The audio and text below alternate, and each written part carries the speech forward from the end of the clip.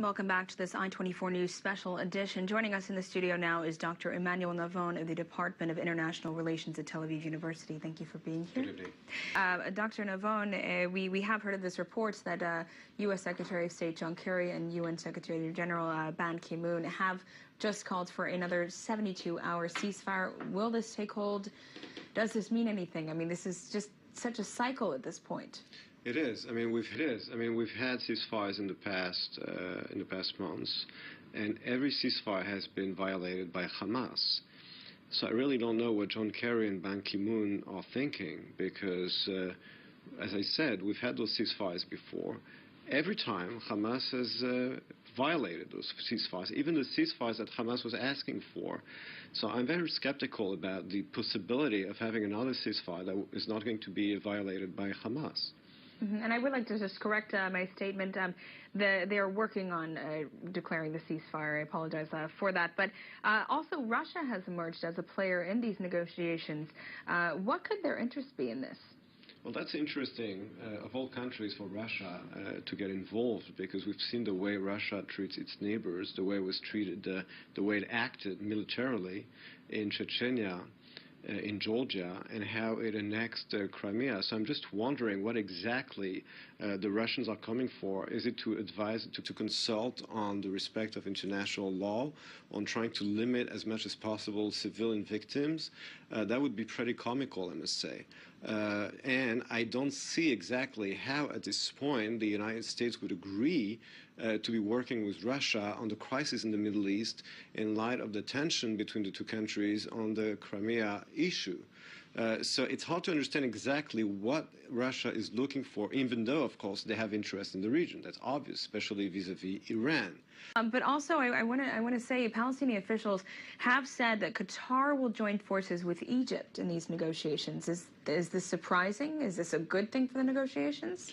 I personally find it very hard to believe, because so far as we know, the new Egyptian regime of al-Sisi has been very clear about its opposition to Hamas. As we know also, Hamas is bankrolled by Qatar. And therefore, when on Saturday John Kerry went to Paris and had these conversations with the Turkish and Qatari foreign ministers, the Egyptians were so angry at him that they refused, al-Sisi even refused to send his foreign minister to Paris. So I personally find it very hard to believe that now al-Sisi is willing to cooperate with Qatar in trying to find a ceasefire between Israel and Hamas. Well, I think that they're housing Hamas's yes, leader. I mean, don't forget that when you said that Qatar, gave all this money to Hamas to rebuild Gaza, but what they did mostly with that money was to build tunnels. Was Qatar aware of this? Of course. It was to build tunnels and also to build and buy these rockets that are being fired at Israel. So it's not that the money was used to build hospitals and schools. Part of it was for reconstruction. Yes, but when you see the extent of the tunnels, obviously they've been using quite an amount of money and resources for this underground city under Gaza, and also for the weaponry which is being used against Israel. So Israel has very good reasons not to trust Qatar in those negotiations. As I said, it's only that Qatar has been financing Hamas. It is also that Qatar is financing Al Jazeera, for example, which has been also doing all this propaganda for the Muslim Brotherhood around the Middle East. And so it is very hard to see how a common ground can be found between Israel and Qatar in those negotiations. I think it's very clear today that there are two camps in the Middle East, with Israel, Egypt, and Jordan, and even Saudi Arabia on the one side, and Qatar and Turkey and Hamas on the other side, which is also why all these countries of the first camp got so upset at John Kerry when he went and had this meeting with the Qatari and the Turkish foreign ministers in Paris on Saturday. Where is the U.S. in all of this? I mean, Kerry went back after much criticism from Israel. There was a spat there. What's going on now?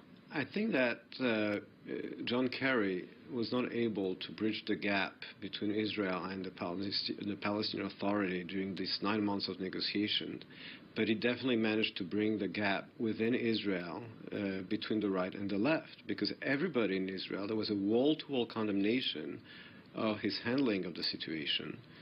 I mean, just looking at the newspaper articles this Sunday, it was obvious that everybody was very upset at Kerry in Israel, and I think that mostly people find it hard to understand why today the United States would side with the Qatar-Turkish axis in the Middle East and protecting basically Hamas. Because right, they were siding with Hamas basically exactly. with this agreement. And I think part of the explanation is that we have to understand that Operation Protective Edge broke out at a very critical time for the United States' interests in the Middle East. What I mean by that is that we just spoke about Qatar. You said Qatar is punching above its weight. It's true, but don't forget that on the 14th of July, it's not very long ago, the United States signed an $11 billion military deal with Qatar. It has economic interests with Qatar. Qatar is defending and protecting Hamas. And then, 4 days later, on the 18th of July, President Obama announced that he was renewing the negotiations and the talks with Iran, which means that he has an interest in this crisis to end as fast as possible to renew the negotiations. And so I think it's very clear today that the U.S. government has an interest in maintaining Hamas in Gaza, in stopping this war in order to renew the negotiations with Iran. And Israel, of course, was shocked, simply shocked, when Kerry was in Paris, and also when President Obama called Prime Minister Netanyahu, basically demanding a ceasefire without preconditions. Mm-hmm. And staying with the Americans, what's their interest in this entire conflict? I mean, we're seeing Russia now becoming a player, Egypt, Qatar, Turkey. What's the American interest? Well, as I said before, the American interest at this point is, as President Obama said, to renew the negotiations with Iran. And here, I would repeat what I said before, which is that in those negotiations, the United States has been trying to differentiate between the nuclear issue and the other issues of the Middle East, which are related to Iran, such as Iran's support for terrorist organizations, support for armed weapons, etc., etc. So it will be really difficult for the United States to keep separating those issues as long as the conflict is going on. The United States, of course, has economic interests also as well in the region. That's why I mentioned this weapons deal with Qatar. Obviously, the United States has interest in the region, but the question is, how do they perceive the region? And I think that John Kerry has the whole causal effect between conflict in the region backwards. The way he sees reality and the way President Obama sees the Middle East is completely, in my opinion, disconnected from reality. And we just have to see the way Obama made all these speeches 5 years ago when he was first elected President of the United States, and what happens to the Middle East today, with all those countries collapsing, basically. And even al-Sisi is pretty mad at Obama for not supporting him, because in Egypt, for example, Egypt was a traditional ally of the United States. The United States worked very hard to get Egypt out of the Soviet camp with the Camp David agreements in 1979, and has been supporting the regime since then of Mubarak. And with the collapse of Mubarak's regime, there was a very hesitant policy from the Obama administration. Today, there's a very tense relationship between al-Sisi and the Obama administration, with the Russian also getting involved and having also recently signed a military agreement with Egypt. So I think that the interests of the United States today in the Middle East are really being really hurt, and it's partly, if not mostly, because of the policy of the current administration. And can you expand on the reports that Obama and Netanyahu had a phone conversation, and Obama very harshly and firmly told Netanyahu that it has to stop now? There must be a truce now. I think it's very shocking, because a truce now, without Hamas being disarmed and without a demilitarized Gaza Strip and without Israel being able to destroy all these tunnels, that means that the Israeli civilian population would still be threatened by Hamas. So I think that the demand itself is extremely shocking. And perhaps hypocritical, because when 9/11 happened, Obama kept the war going after 9/11 in the Bush administration. He kept it going in Afghanistan and Iraq. Well, talking about hypocrisy, the Deputy National Security Advisor said a couple of days ago that Israel has to do more to reduce civilian casualties, just like America did in Afghanistan. Yeah, right. You know how hard America tried to limit civilian casualties in Afghanistan? Not very hard. And America was not fighting in such a densely populated area, such as Gaza. And also, there were no tunnels between Afghanistan and New York or Washington, and no missiles being shot from Afghanistan to Washington. So this comparison is really talking about hypocrisy, quite hypocritical. And I think that it is also completely unrealistic to expect, as President Obama said, that he believes that Hamas will stop shooting. Really? Well, we can't really take those risks just based on his beliefs. And I think that, as I said, the fact that this demand was made in the first place and the way it was made is extremely shocking, and that the Prime Minister was right to say no. And he said very clearly yesterday or 2 days ago, regardless of, with or without a ceasefire, we will continue to destroy those tunnels. I think the message was very clear.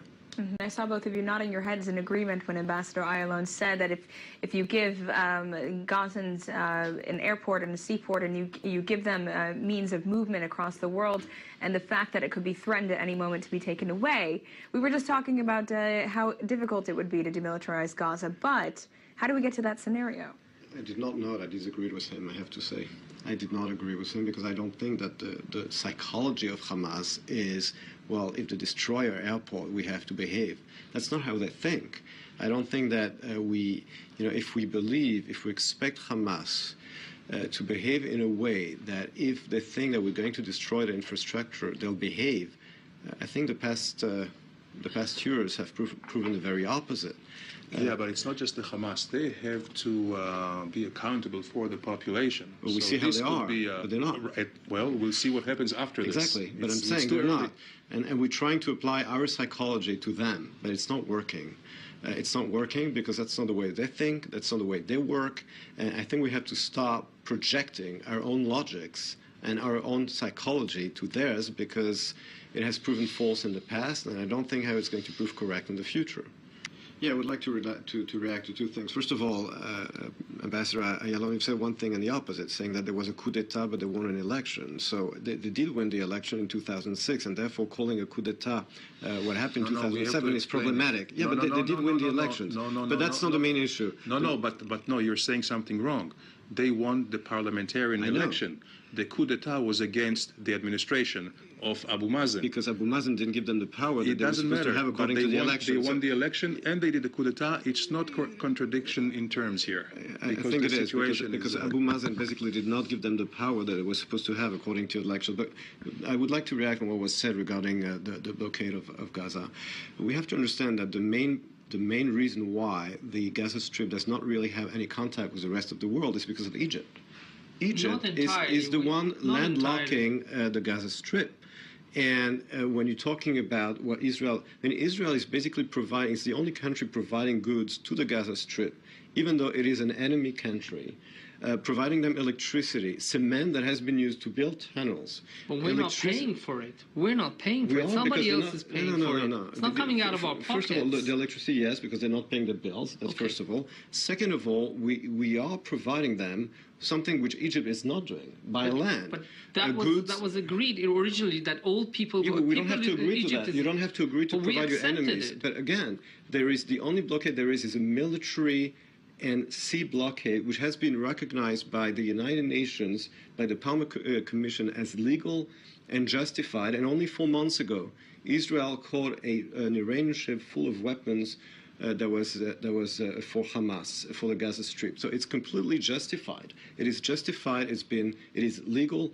It has been recognized as such by the Palmer Commission. And when it comes to the population itself, to providing them with goods, first of all, by international law, Israel has absolutely no obligation with providing this enemy territory with goods, and Egypt is not even doing that. So if we're talking about a solution for after the war, we also have to think about what is going to be the role of Egypt in that scenario, because I don't see how there can be a solution in which Egypt will continue to seal the Gaza Strip and to seal it from the land, because really the fact that Gaza is closed from the world is mostly because of the blockade between Egypt and Gaza.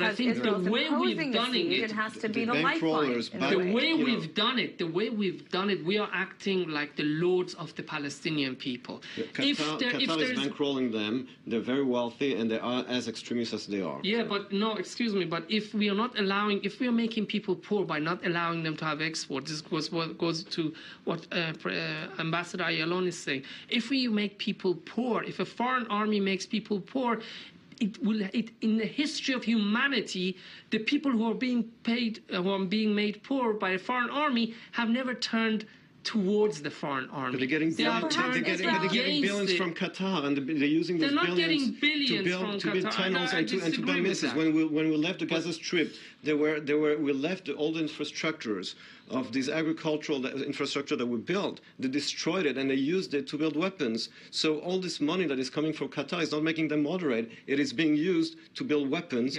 missiles that they're shooting at us, and tunnels. I really don't know what you're talking about. Let's replace Qatar with Israel here. I'm not a Qatari. I'm an Israeli. I live next door to the Palestinians. I want the extremists weakened. One of the best ways to fight extremism is to reduce poverty.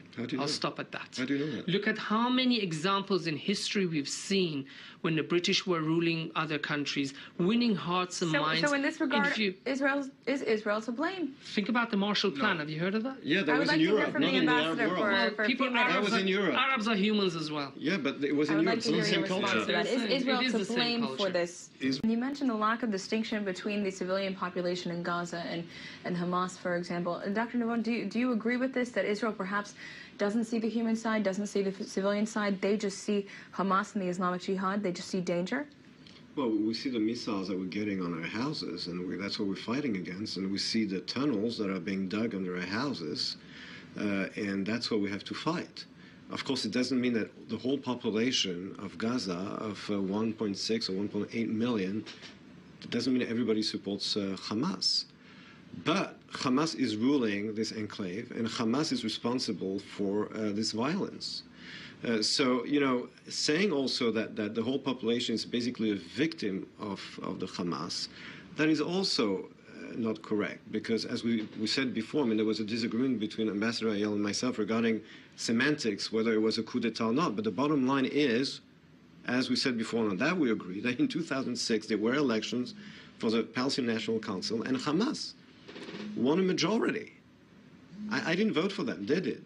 So although they didn't have majority in the popular vote, it's because of their election system. Fine, but you know, you cannot say that there's no support for Hamas. And this is after, also to answer what you said, after billions of dollars had been poured in the Palestinian Authority, money that wasn't used to build like a Marshall Plan in Europe, an infrastructure and an economy. It was money that was pocketed by a corrupt leadership, which is also what brought Hamas's victory. So, you know, we've been here before saying that you only have to pull money and then people become moderate. I never said only. Okay, so you have to put, you know, wealth makes people moderate. It is not true. I mean, look at the Middle East. Wealth does not make people moderate in the Middle East, and it makes people corrupt. I mean, look at the Palestinian Authority. That's also why the PLO lost the election in 2006, because instead of using that money for the well-being of the population, it just pocketed it, and it was a corrupt regime.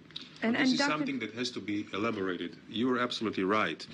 I mean, certainly poverty doesn't help to mitigate extremism, but what we see here in the Middle East, that what is the catalyst and what is the powerhouse for the terrorism is ideology, not necessarily poverty.